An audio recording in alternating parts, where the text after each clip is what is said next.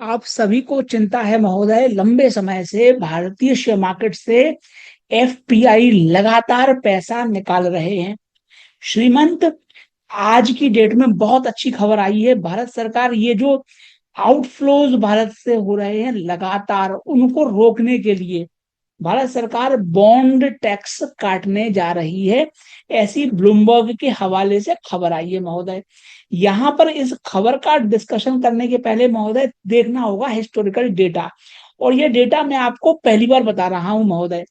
जो लोग कहते हैं कि एफपीआई में come and go, retail market को ऊपर लेके जाएगा, एफआईआई एरे कह रहे हैं, कह रहे हैं जो मार्केट को ऊपर ले जाने का ठेका है वो डीआईआई ने, मतलब एलआईसी ने, म्यूचुअल फंड्स ने ले रखा है।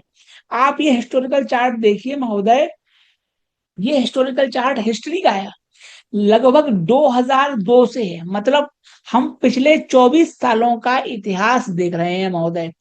जब भी निफ्टी पर बड़ी गिरावट आई है, देखो जब भी गिरावट आई है निफ्टी पे, जब भी निफ्टी पर बड़ी गिरावट आई है, जब भी निफ्टी पर बड़ी गिरावट आई है, जब भी निफ्टी पर बड़ी गिरावट आई है महोदय, साइमल्टेनियसली आप देख लीजिए एफपीआई का आउटफ्लो ज्यादा है। एफपीआई का आउटफ्लो ज्यादा है, देखिए, देखिए एफपीआई का आउटफ्लो ज्यादा है, देखिए एफपीआई का आउटफ्लो ज्यादा है। तो ये डेटा है, and this is the power of data, जिसके आगे आपको शीर्ष झुकाना पड़ेगा। भारत सरकार वही कर रही है।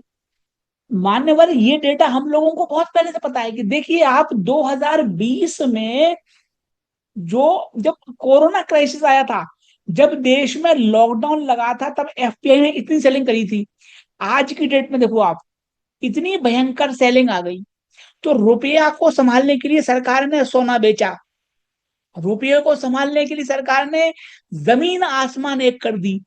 सरकार ने इंपोर्ट, गोल्ड इंपोर्ट पर बैन लगा दिया, सिल्वर इंपोर्ट पर बैन लगा दिया। सिल्वर स्मगलिंग, गोल्ड स्मगलिंग महोदय आसमान छू रही है।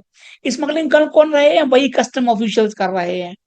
अब कौन कह दे महोदय, कह देंगे तो दिक्कत हो जाएगी। लेकिन इतना सब करने के बाद सोल्यूशन वाज क्वाइट इजियर, और सरकार ये कर रही है। लेकिन मेरा कहना है कि आपका विदेशी निवेशकों पर प्यार क्यों उमड़ रहा है? हम जो घरेलू निवेशक हैं उनकी सुध आप क्यों नहीं ले रहे हो? अगर आप एफपीआई के लिए बॉन्ड्स का जो इंटरेस्ट होता है उस पर लगने वाला टैक्स जो 20% है, ऑब्सीन टैक्सेशन है महोदय। I have used term obscene, अश्लील है ये, अश्लील। महोदय, मैं ग्लोबल मार्केट ट्रैक करता हूं, इस तरह का टैक्स कंपीटिंग इकोनॉमीज में नहीं लगता। आप इंडिया को स्विट्जरलैंड से कंपेयर नहीं कर सकते, आप इंडिया को जर्मनी से, फ्रांस से कंपेयर नहीं कर सकते। You will have to compare with Hong Kong, with Taiwan, with South Korea, with China. सब जगह टैक्सेशन कम है। तो भारत सरकार अब क्या कह रही है? साहब बॉन्ड का टैक्स हम काट देंगे। तो हम लोग क्या भैया भांग खाए बैठे हैं? हम लोगों का भी टैक्स काटो। और मान्यवर, आज आप लिख के ले लीजिए कि इसके करने मात्र से एफपीआई लौट के नहीं आएंगे। एफपीआई की प्राइमरी कंसर्न है एलटीसीजी, एफपीआई की प्राइमरी कंसर्न है एसटीटी, एफपीआई की कंसर्न है FNO. I have served FPI. मैंने कई वर्षों तक कैपिटल ग्रुप को सर्व किया है महोदय, जो कि $4 ट्रिलियन के फंड मैनेज करता है, दुनिया का सबसे बड़ा प्राइवेट इक्विटी फर्म है।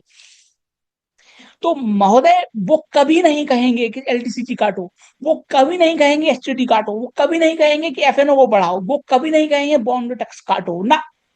They will sell out. और आप में से जो मेरे साथ जुड़े हुए हैं महोदय, पिछले 2 वर्षों से मैं कह रहा हूं, wrath of capital market, this is the term, कि अगर आप इकोनॉमिक्स के खिलाफ कुछ करेंगे, you will have to face the wrath of capital markets.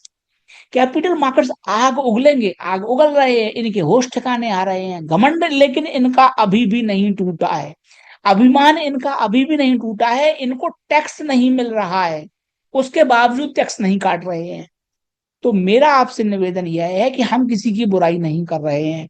हमारा पॉइंट सिर्फ यह है कि ऊपरी लेवल पर बिकवाली का प्रेशर आता रहेगा जब तक सरकार टैक्सेशन कटौती नहीं करती है। तो सिर्फ इस खबर के चलते आप ओवर बुलिश ना हो। दूसरा, जब एफपीआई भारत में नहीं आता है तो भारत में जॉब लॉसेस होते हैं। एफपीआई भारत में नहीं आता है तो भारत में महंगाई बढ़ती है। आपको महंगाई का एफपीआई से क्या संबंध है? अरे गुरुदेव, रुपया टूट गया, रुपया टूट गया, अपने आप महंगाई बढ़ गई। And it's not impacting us alone. हम शेयर मार्केट्स के शेयर होल्डर्स को इम्पैक्ट नहीं है, एवरी वन इंडियन, हर भारतीय को चपत लग रही है वो मार्केट में आए अथवा ना आए। देखिए, मान लो पैसा बना तो हमारा अकेला बनेगा, ये संभव है कि शेयर मार्केट में पैसा बन जाए और इंडिया में पैसा ना बने। लेकिन यदि हम लोगों का पैसा डूबेगा तो किसी का ना बनेगा। क्या बोल रहा हूं मैं? ये बात कभी समझ में नहीं आएगी इन समाजवादियों को। ये समाजवादी सरकार को ये बात कभी समझ में नहीं आएगी। They do not understand basics of capital markets. अभी निर्मला ताई को कोई बोल दे कि कैपिटल मार्केट की स्पेलिंग लिख दो, चक्कर खा के गिर पड़ेंगी वो। पॉइंट क्या है कि कैपिटल मार्केट्स जो है, अगर इसमें पैसा नहीं बनेगा तो देश का किसी व्यक्ति का पैसा नहीं बनेगा। देश का पैसा बने, देश की इकोनॉमी ग्रो करे, उसके पहले मार्केट्स को ग्रो कराना पड़ता है। मार्केट्स डिफरेंट बीस्ट है महोदय, हम बैरोमीटर है। तो भारत सरकार ये करेगी, नहीं तो इनको करना पड़ेगा, स्वेच्छा से कर ले, नहीं तो महोदय आप स्वयं देख लीजिए, आंकड़े आपके सामने पेश हैं। आज फिर एफपीआई ने बिकवाली कर डाली है। आज फिर एफपीआई ने बिकवाली कर डाली है। और आप में से जो मेरे साथ सहमत हैं, जो ये चाहते हैं कि भारत सरकार एलटीसीजी काटे, भारत सरकार एसटीटी काटे, और जो बॉन्ड में राहत फॉरेन इन्वेस्टर्स को मिल रही है हम लोगों को भी मिले, तो अभी यस लिखिए। आप कमेंट सेक्शन में यस लिखिए महोदय, यस लिखिए। आपके तीन तीन लेटर बहुत इंपॉर्टेंट है। आपके ये तीन लेटर बहुत इंपॉर्टेंट है महोदय, आप समझते नहीं है कितनी इंपॉर्टेंस है आपके एक यस की। आज सोशल मीडिया का जमाना है, मोदी जी तक आपकी आवाज पहुंचेगी। सेंटिमेंट एनालिसिस किया जाता है यूट्यूब के डेटा का, ट्विटर के डेटा का। रोजाना मोदी जी को सुबह उठते ही मुंह बाद में धोते हैं मोदी जी। सुबह मोदी जी मुंह नहीं धोते, पहले सेंटिमेंट एनालिसिस पेश किया जाता है कि देश के लोग आपके बारे में क्या सोच रहे हैं। तो यस जरूर लिखिए, आपकी आवाज उन तक पहुंच जाएगी, निश्चिंत रहिए बिल्कुल।